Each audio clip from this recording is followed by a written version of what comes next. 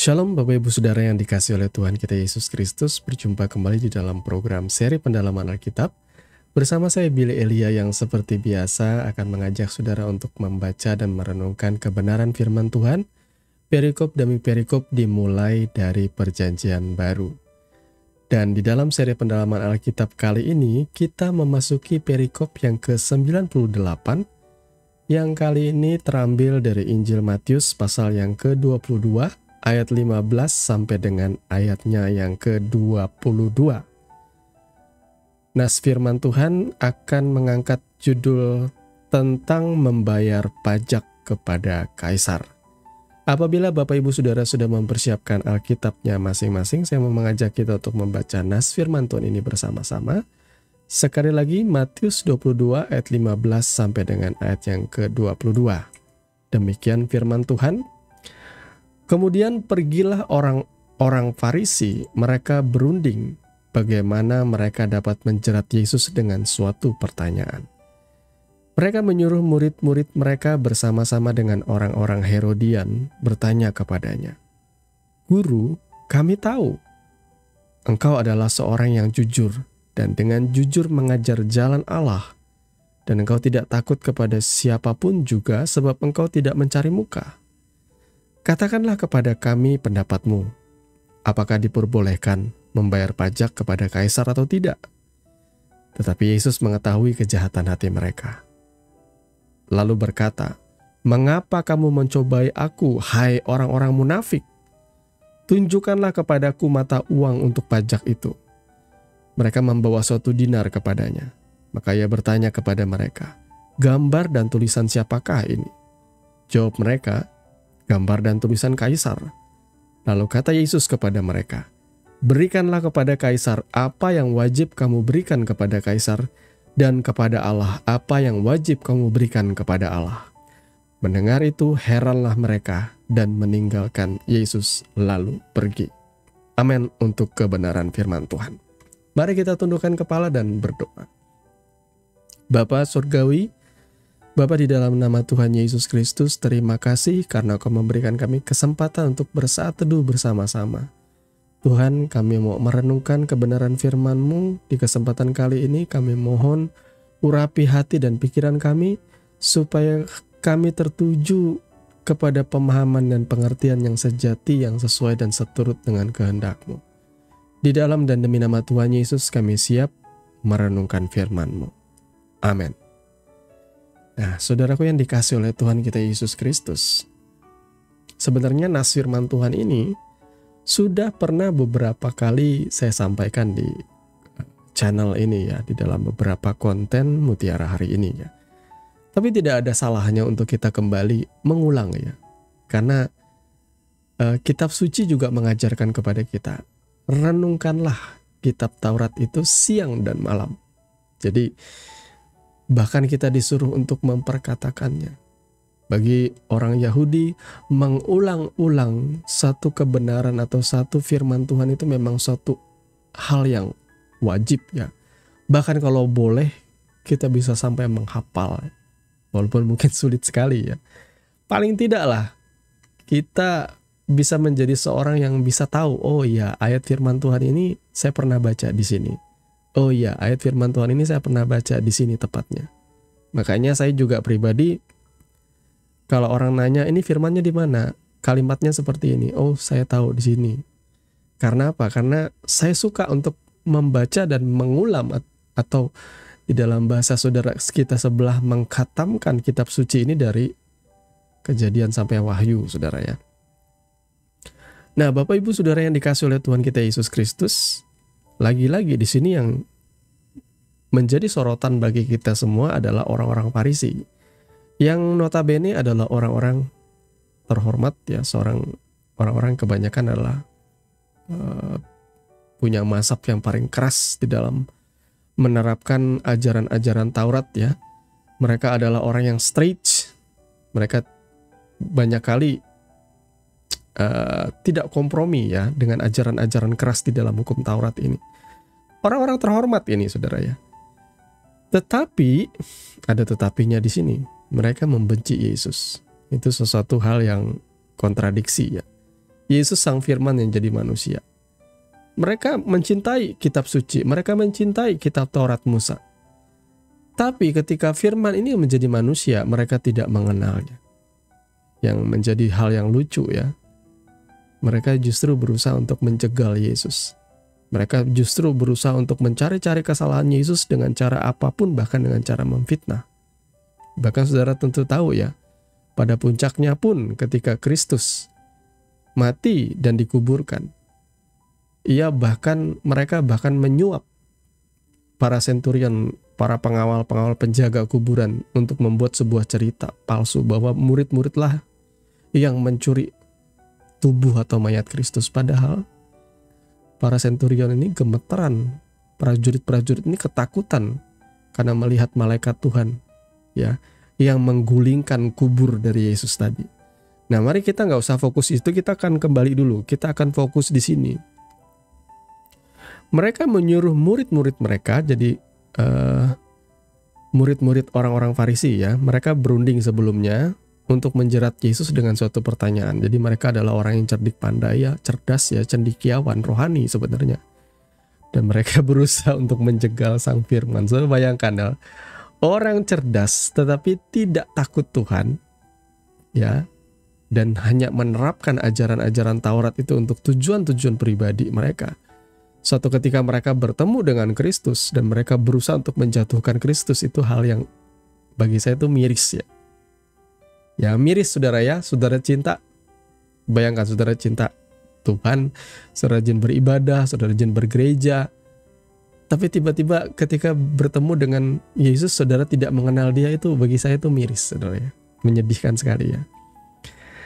Mereka menyuruh murid-murid mereka bersama dengan orang-orang Herodian bertanya kepadanya, "Guru, ini di sini memuji ya, dengan mulut yang manis, ya, dengan tata bahasa yang rapi. Guru, kami tahu bahwa engkau adalah seorang yang jujur dan engkau jujur mengajar jalan Allah dan engkau tidak takut kepada siapapun juga, sebab engkau tidak mencari muka." Wah, manis kata-katanya saudara ya. Namun kemudian kalimat berikut yang disampaikan ialah, "Katakanlah kepada kami pendapatmu. Apakah diperbolehkan membayar pajak kepada kaisar atau tidak?"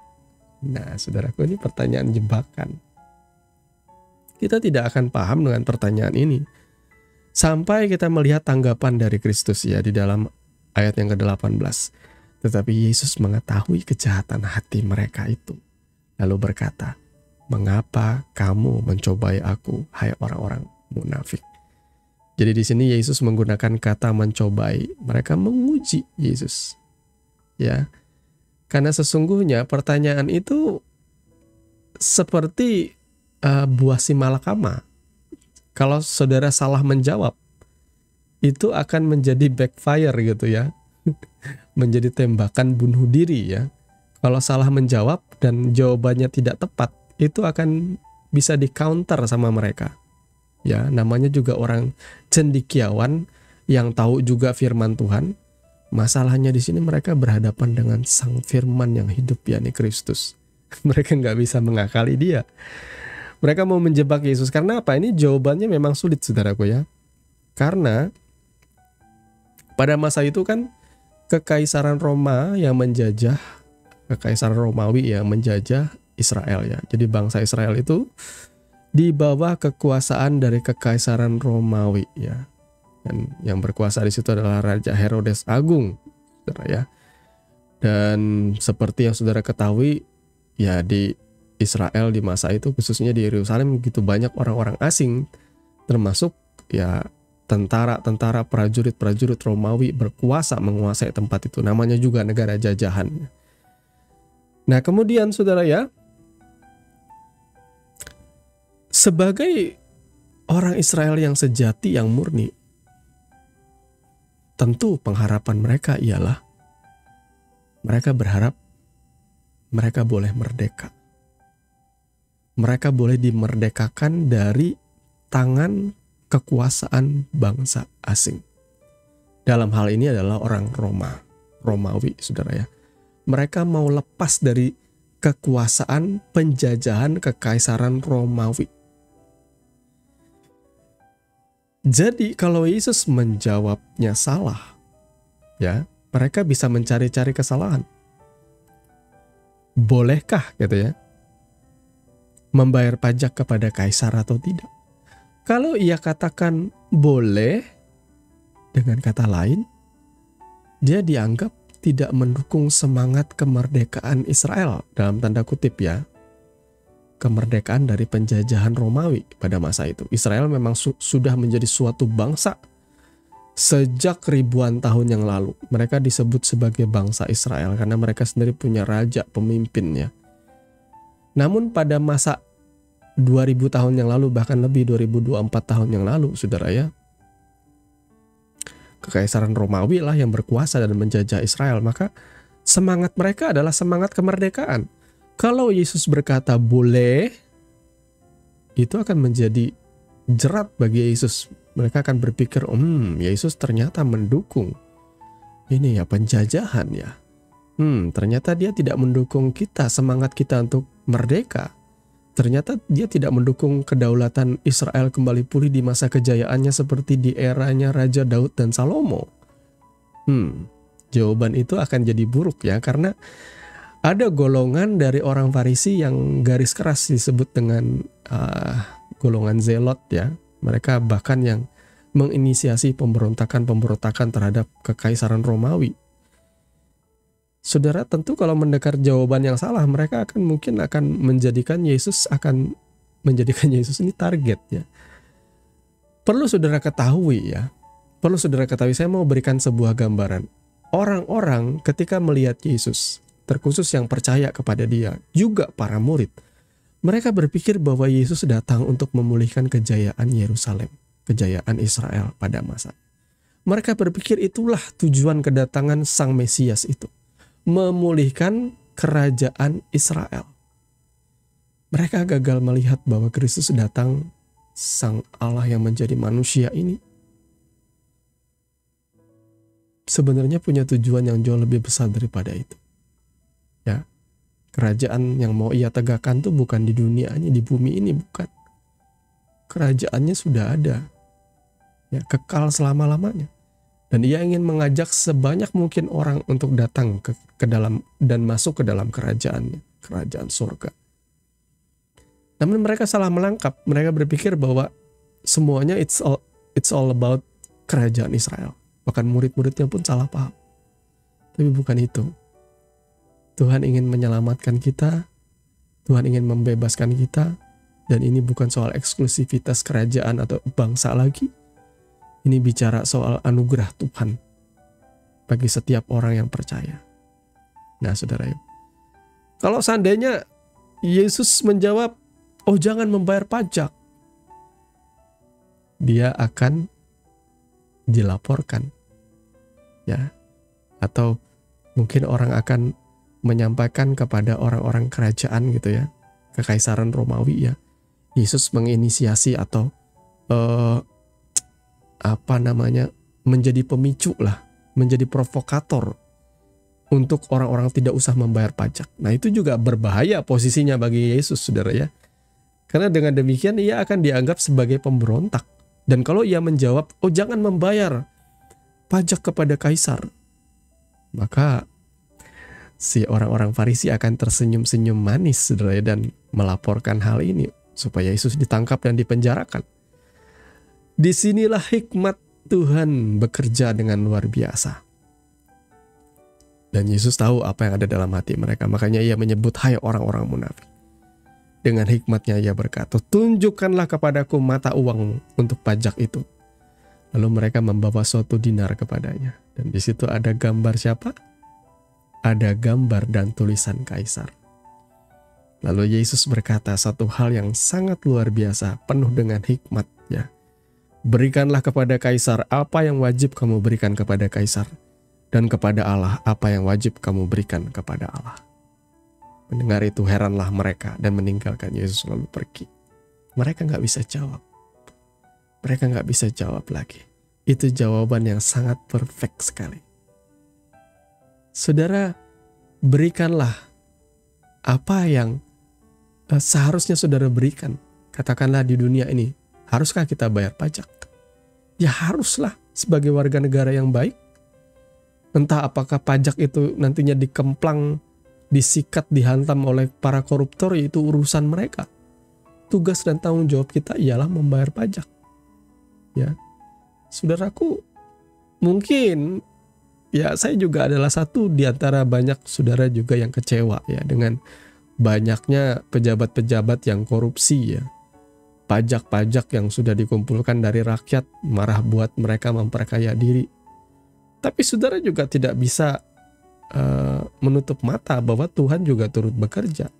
Beberapa pejabat-pejabat kotor ditelanjangi oleh Tuhan oleh karena kejahatan yang dilakukan oleh anak-anaknya, terbongkarlah bahwa mereka melakukan korupsi dan sebagainya.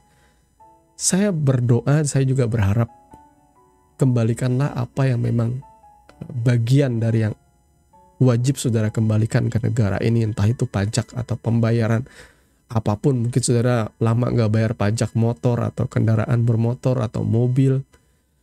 Saudara bayarkah pajak saudara dari penghasilan saudara?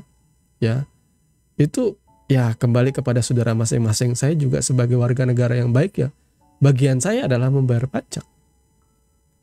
Dan saya berharap bahwa pajak saya akan dipergunakan dengan sebaik-baiknya oleh pemerintah ini ya, untuk kemajuan daerah saya khususnya saudara ya. Nah, saudaraku, gambar dan tulisan kaisar berikanlah kepada kaisar. Lalu bagaimana dengan kita? Apa yang kita berikan kepada Tuhan? Saudara jangan lupa ya, saudara dan saya itu ada istilah imago Dei, gambar dan rupa Allah. Maka sesungguhnya saya dan saudara hidupnya haruslah dipersembahkan kepada Tuhan. Maka Roma 12 ayat 1 dan 2 ya berkata, ayat 1 khususnya, persembahkanlah tubuhmu, persembahkanlah hidupmu sebagai persembahan yang hidup, yang kudus, yang berkenan. Itu adalah ibadahmu yang sejati. Jadi apa yang kita persembahkan? Iya, perbuatan-perbuatan, tindak tanduk, tutur kata kita persembahkan kepada Tuhan. Itu persembahan yang menyenangkan hati Tuhan. Ya, ketika kita menuruti firman-Nya. Ya, siapa yang mengasihi Tuhan, ia akan menuruti firman Tuhan. Ya, saudara ya, jangan bilang bahwa aku mengasihi Tuhan, tetapi yang saudara lakukan adalah kehidupan yang syarat dengan dosa dan pelanggaran. Hidup dalam perzinahan, percabulan, kecemaran, hawa nafsu. Itu bukan mengasihi Tuhan namanya. Mengasihi Tuhan itu artinya saudara melakukan perintah-perintahnya.